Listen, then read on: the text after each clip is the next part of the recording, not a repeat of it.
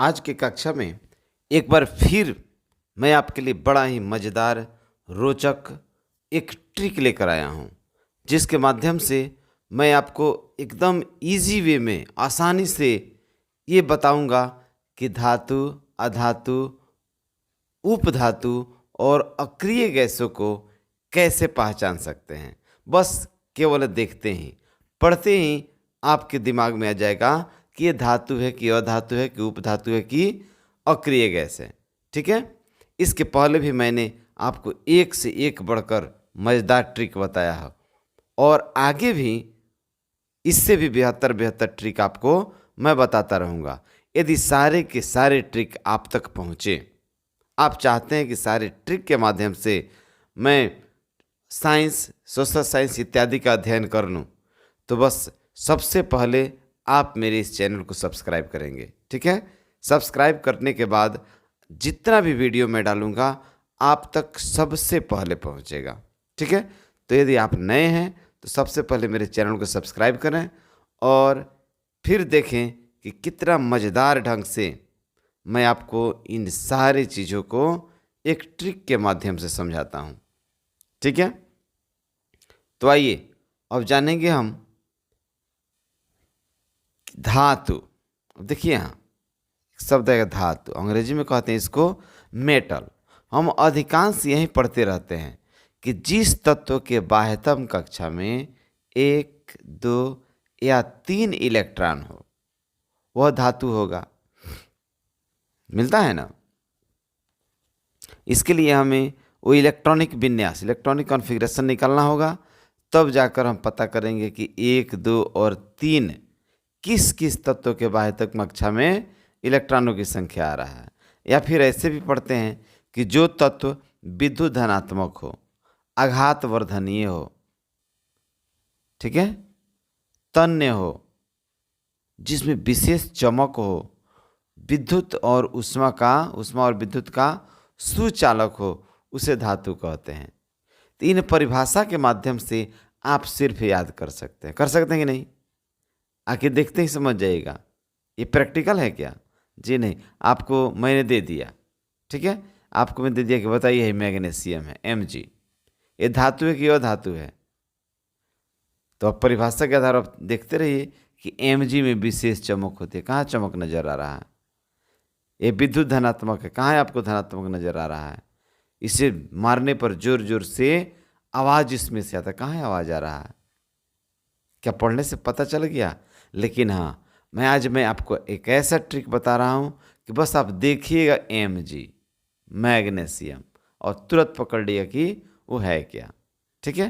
तो देखिए आपका सबसे पहला ट्रिक है, याद रखना होगा इसको, कि जिस तत्व के अंत में आए यम, जिस तत्व के अंत में आए यम धातु कहेंगे हम, नहीं करेंगे गम। गम करने का समझते हैं ना, कि बिना सोचे विचारे, आपको सोचना ही नहीं है, कि ज्यों ही हमने पढ़ा अंत में आया यम, बस धातु कहेंगे हम और नहीं करेंगे गम। ठीक है। उदाहरण के लिए आपको मैं बता रहा हूँ। अब देखिए यहाँ लिथियम, अंत में क्या आया? यम। Beryllium, sodium, magnesium, potassium, calcium, rubidium, strontium, caesium, barium, francium, radium, ध्यान दीजिएगा, एल्युमिनियम, गैलियम, टेल्यूरियम, प्लम्बम, और देखिए यहाँ 2, 1, 2, यहाँ 2 तत्व ऐसे आए हैं जिसके अंत में यम नहीं है, तो इसको आप लोग अपवाद में ले सकते हैं, एक्सेप्शन में। ठीक है। ये अपवाद के लिए 2 है, और भी हो सकता है। इंडियम, फिर आ गया है इंडियम, यम। इसमें अधिकांश तत्वों के अंत में आपको यम आता हुआ दिखाई दे रहा है, देख रहे हैं ना। तो जितने भी यम वाले हैं, आप बस बिना सोचे, बिना विचारे आप उसको क्या मान लेंगे? तो धातु मान लेंगे। क्लियर? चलिए अब बढ़ेंगे आगे। अधातु। अधातु का भी परिभाषा आपको वैसा ही मिलेगा कि ठीक धातु के विपरीत, है ना, कि जो विद्युत का ऋणात्मक हो, जो आघात वर्धनीय न हो, जो तन्य न हो, जो ऊष्मा और विद्युत का कुचालक हो, जिसमें किसी प्रकार का चमक न हो, वो धातु है। तो फिर वही बतवा गया क्या कि मैंने हाइड्रोजन को रख देंगे यहाँ H, हाइड्रोजन। क्या आप समझ गए कि विद्युत का कुचालक है कि सुचालक? बिना प्रयोग किए हुए नहीं समझ पाएंगे, लेकिन इस ट्रिक के माध्यम से आप देखिए तुरंत समझ जाएंगे। ठीक है, इसको भी आप याद रखेंगे। देखिए सामने है कि जिस तत्व के अंत में न हो, एक अक्षर है न, ठीक है, तो जिस तत्व के अंत में ये अक्षर आ जाए न, तो वह क्या होगा? धातु होगा। याद रहेगा ना? तो निश्चित रूप से आप न को खोजिए। अब देखिए नीचे हम कई अधातुओं का नाम लिखे हैं, आप मिलाइए। हाइड्रोजन अंत में न, carbon, nitrogen, oxygen, fluorine, chlorine, bromine, iodine.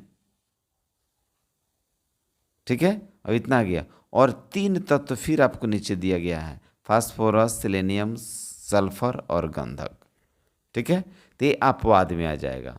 ये फास्फोरस ये भी अधातु है। सेलेनियम अंत में देखिए अयम आ रहा है, लेकिन ये धातु नहीं होगा, अधातु होगा, इसको आपको याद रखना होगा। सल्फर जिसे गंधक भी कहते हैं, ये भी अधातु है। तो अब बाकी जितने 9 वाले हैं वो सारे क्या होंगे? अधातु होंगे। क्लियर? मज़ेदार ट्रिक लग रहा है ना? तो निश्चित यदि आपको अच्छा लग रहा है ट्रिक तो कमेंट करके हमें ज़रूर बताएंगे। और आप नए हैं, मैं फिर कह रहा हूँ कि आप मेरे चैनल को ज़रूर सब्सक्राइब करेंगे। आपको यदि पसंद आ रहा हो तो अपने दोस्तों के पास इस वीडियो को ज़रूर शेयर करेंगे। ठीक है, ताकि आपके साथ साथ आपके दोस्तों को भी ऐसे ऐसे रोचक रोचक ट्रिक मिलता रहे।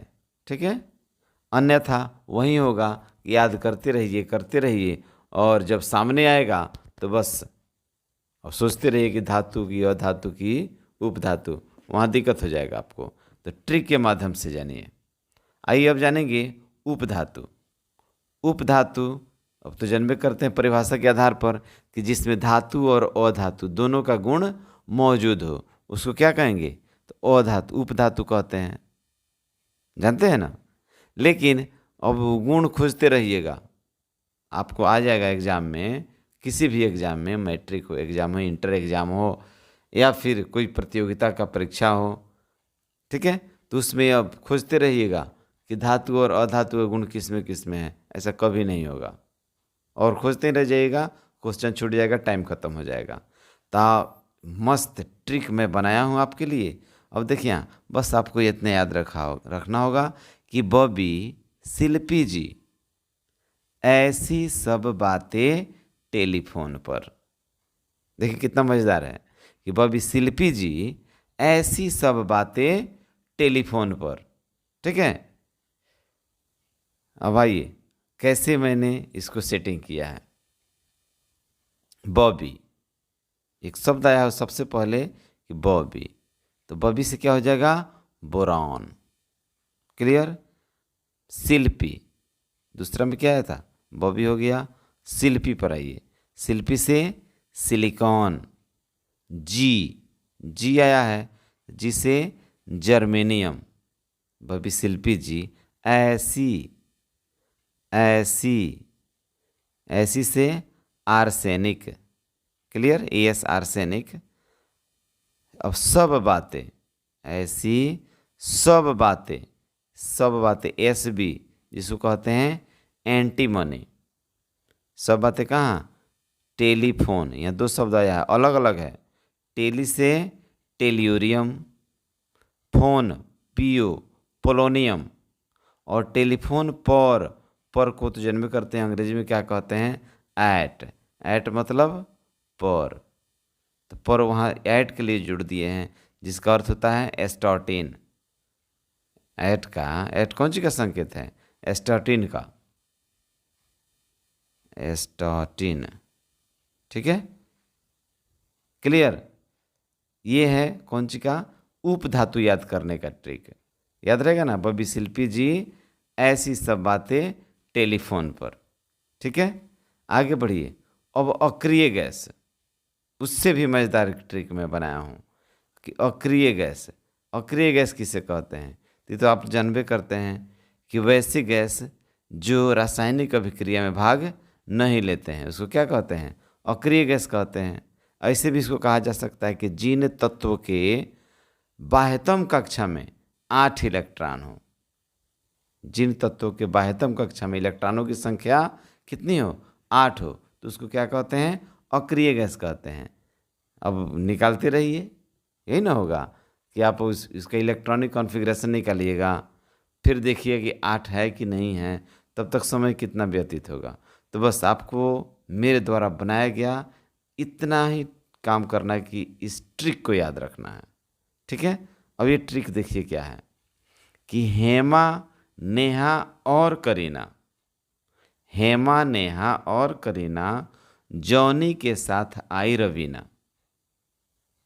ठीक है, इन सब के नामों से आप परिचित होंगे। हेमा, नेहा और करीना जॉनी के साथ आई रवीना। ये जॉनी समझते हैं ना, जॉनी लीवर, जो कि फिल्मी दुनिया का सबसे हास्य कलाकार है। हेमा मालिनी, नेहा धूपिया, करीना कपूर, रवीना टंडन, इन सब से आप वाकिफ़ है पहले से, तो ये नाम आप नहीं भूलेंगे, ये नाम आपको हमेशा याद रहेगा। ट्रिक देखिए, हेमा, नेहा और करीना जॉनी के साथ आई रवीना, याद रहेगा ना। अब एक एक नाम के साथ अब मिलाइए। देखिए यहाँ, हेमा, हेमा से helium He, Neha Ne neon, और Ar आर्गन। ठीक है, और करीना, करीना से Kr क्रिप्टन, जॉनी, जॉनी से जेनॉन। ठीक है, जॉनी के साथ कौन आई? तो रवीना, रवीना से Rn, Rn से रेडॉन। ठीक है, अब इस वीडियो में आप देखिए कि आपने धातु, अधातु, उपधातु और अक्रिय गैसों को कितने मज़ेदार ढंग से इसको पहचान लिया। ठीक है, कहीं से कोई दिक्कत मुझे नहीं लगता है कि आपको होगा, यदि वीडियो आप अंत तक देखे होंगे तो। ठीक है, अब इससे भी मज़ेदार और भी मैंने ट्रिक लेकर अगले वीडियो में आऊँगा, और आप उस वीडियो को देखना न भूलेंगे। ठीक है, एक एक करके मैं एक से एक बढ़कर ट्रिक आपको दूंगा, और सारे ट्रिक के माध्यम से आपके ऑल विषय कंप्लीट होंगे। ठीक है, चलिए, तो इसी के साथ मैं इस वीडियो को समाप्त करता हूँ। Good bye.